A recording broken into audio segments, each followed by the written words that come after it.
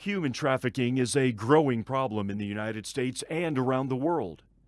Michigan, with its large international border, makes it a destination for human trafficking in the United States. Michigan has many amenities and activities that draw tourists from around the world to visit the state. It also has beautiful scenery, coupled with outdoor activities. There are major outdoor tourist attractions that include the Isle Royale National Park, Pictured Rocks National Lakeshore, and the Great Lakes. Michigan is also home to major sports teams and other tourist activities. The state has chosen to host large conventions and trade shows. Michigan also has proximity to the Midwestern United States and the Canadian border. Michigan has excellent infrastructure with multiple interstate highways and a freeway system that allows for fast transportation. However, the same economic forces that fuel tourism in Michigan also support human trafficking. Trafficking is not a victimless crime. In 2018, 1 out of 7 endangered runaways reported to the National Center for Missing and Exploited Children were suspected victims of human trafficking. The average age of a child first forced into sex trafficking is around 14 years old nationally. Approximately 75% of prostituted people report being homeless at one point. Approximately 90% of prostituted people claim they want to escape the profession but have no other options. Prostituted women have a 200% greater chance of dying than non-prostituted women. Approximately 70% of prostituted people reported being raped. Approximately 60% of prostituted people reported PTSD symptoms. Human trafficking can happen to anyone, but some people are more vulnerable than others. Significant risk factors include recent migration or relocation, substance use, mental health concerns, involvement with the child welfare system, and being a runaway or homeless youth. Often traffickers identify and leverage their victims' vulnerabilities in order to create dependency. Numerous factors can compel an individual to be exposed to or enter situations with a high risk for trafficking. Some of these factors include a history of instability in the family, poverty, or if there has been gang involvement. If there is a prior history of sexual or physical abuse by parents, guardians, or others in the victim's lives. Additional risk factors include if there is a history of substance use by the victim or members of the victim's family.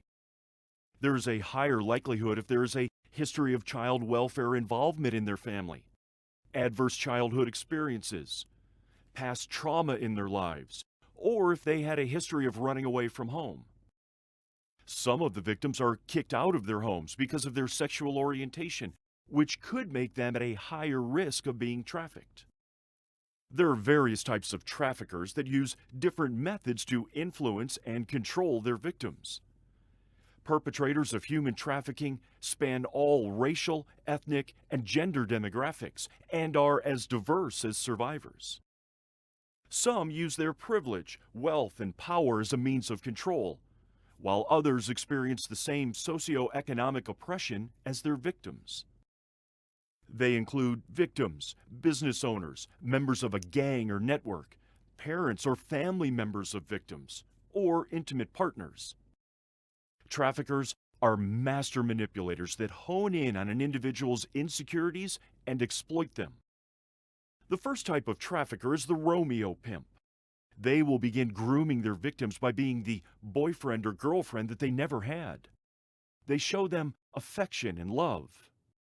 When you look at someone who comes from a family of instability and they do not have a positive role model, the Romeo Pimp will appear to be a knight in shining armor.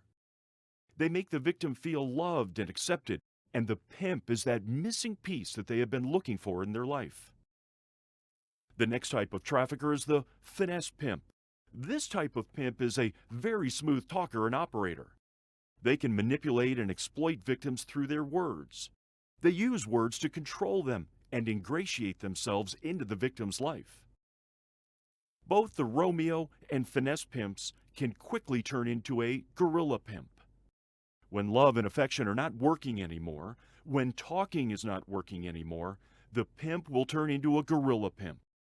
Unfortunately, they switch up their tactics and they turn to physical or sexual violence towards the victim. The pimp knows that those people he is trafficking are what bring him revenue, so he will use violence to force compliance. The violence employed gains control over the victim to the point where they believe the negative message the pimp is telling them. Another type of trafficker is gangs. Gangs exploit a victim's desire for a sense of belonging and inclusion. If the victim had a difficult home life and wants to feel safe, secure, and included, the gang will exploit those feelings to manipulate the victim into becoming trafficked. Another type of trafficker is familiar traffickers, who could be family members or parents. They will trade their children or family members for drugs, alcohol, or to pay their rent. All traffickers will take advantage of victims' circumstances and exploit insecurities.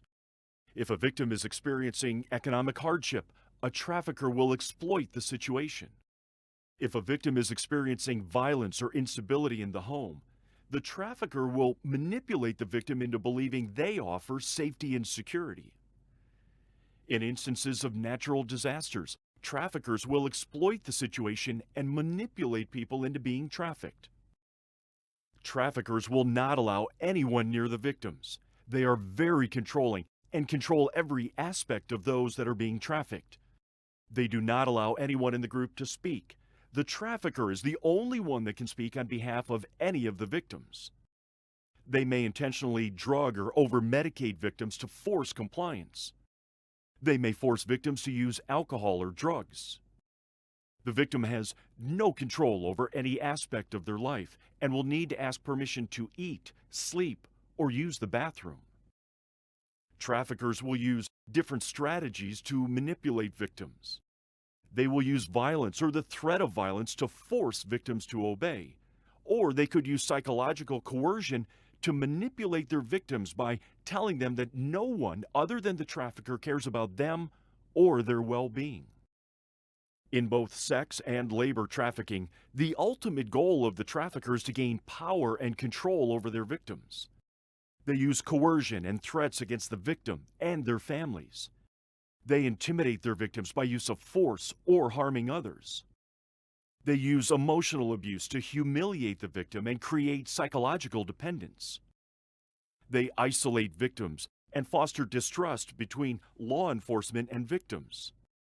They minimize, deny, or blame the victim.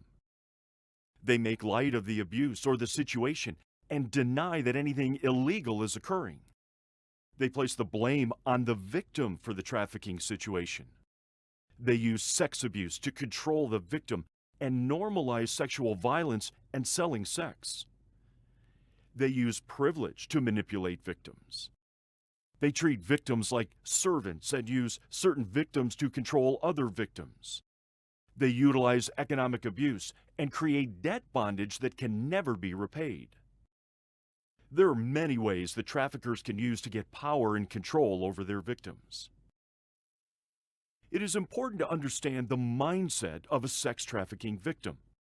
Frequently, the victims will have a fear and distrust of people in authority positions, such as social service providers, law enforcement, and government officials.